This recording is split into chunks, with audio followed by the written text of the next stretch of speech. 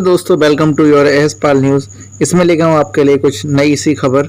नई खबर यह है कि अगर आप यात्रा करने जा रहे हैं, वो भी इस लॉकडाउन के समय में, क्योंकि आपको पता है कि अभी कुछ समय पे ही जो है, क्योंकि ईद वगैरह भी आने वाली है और इधर रक्षाबंधन का त्यौहार भी आने वाला है। यहाँ पर कुछ गाइडलाइन जारी कर दी गई हैं और अनलॉक 3 में कुछ नियम जो है जोड़ दिए गए हैं। अनलॉक 3 में क्या क्या नियम है, इन सबको जानने के लिए आप ये वीडियो पूरी अंत तक देखिए और यह आपको जानकारी पूरी यहाँ पर दी जाएगी।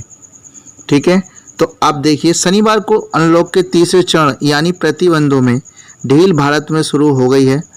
यह हाल ही में गृह मंत्रालय द्वारा जारी किए गए अनलॉक 3 दिशा निर्देशों पर आधारित होगा।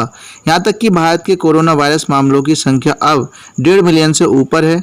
यह ध्यान दिया जाना चाहिए कि ये नए नियम केवल कंटेनमेंट जोन के बाहर लागू होते हैं। केंद्र सरकार ने भारत में अंतर्राज्यीय यात्रा पर सभी प्रतिबंधों को पहले हटा ही दिया था। यह अनलॉक के नवीनतम पुनरावृत्ति के मामले में भी जारी है। इसका मतलब यह है कि आप निजी वाहनों से सहित परिवहन के उपलब्ध साधनों के माध्यम से पूरे भारत में यात्रा करने के लिए अधिकतर स्वतंत्र हैं। अगर आप कंटेनमेंट जोन में हैं और किसी अन्य राज्य की यात्रा करना चाहते हैं तो आपके एक मूवमेंट पास के लिए आवेदन करना होगा। यात्रा ई पास के लिए आवेदन करने के लिए अपने राज्य की आधिकारिक वेबसाइट पर जाकर जो यहाँ पर आवेदन करना पड़ेगा। ये ध्यान दिया जाना चाहिए कि केंद्र सरकार के ने और केंद्र शासित प्रदेशों को स्थिति के अपने व्यक्तिगत आकलन के आधार पर रोकथाम क्षेत्रों के बाहर विशिष्ट गतिविधियों को प्रतिबंधित करने के लिए अधिकृत किया गया है। एमएचए के आदेश ने हालांकि स्पष्ट किया है कि वे राज्य के साथ साथ दोनों वस्तुओं और लोगों के अंतर राज्य आंदोलन को भी प्रतिबंधित नहीं करेंगे। इससे यह भी साफ है कि ट्रैवल के लिए ई पास की ज़रूरत नहीं है। यह बात आपको जानकर थोड़ा आश्चर्य होगा कि इस तरह की जो है सावधानी आपको यहाँ पर बरतनी पड़ेंगे। और इस खबर के साथ मैं थोड़ा और जानकारी भी आपको देना चाहूँगा। कोरोना महामारी ने पूरी दुनिया में लाखों लोगों की जान ली है और आर्थिक गतिविधियों के पहियों को थाम दिया है। दुनिया का सुपर पावर अमेरिका से भारत जैसे उभरते देशों में इस जानलेवा बीमारी में कोहराम मचा रखा है। दुनिया के तमाम देश इस बीमारी से बचने के लिए वैक्सीन की युद्ध स्तर पर खोज में जुटे हैं। लोगों की निगाहें अब वैज्ञानिकों की तरफ हैं।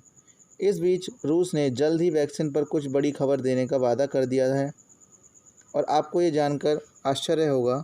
रूस के अलावा जो है यहाँ पर अमेरिका, ब्रिटेन और भारत समेत कई देश जो है कोरोना वैक्सीन बनाने की कोशिश में लगे हुए हैं। 12 अगस्त को कोरोना की रूसी वैक्सीन यहाँ पर उसके बारे में मैं बताने जा रहा हूँ पूरी तरीके से। रूस का प्रशासन कोरोना महामारी से निपटने के लिए काफ़ी समय से वैक्सीन बनाने में जुटा हुआ था। अमेरिका और ब्रिटेन जैसे देशों ने रूस पर वैक्सीन के डेटा चुराने का आरोप भी लगाया था।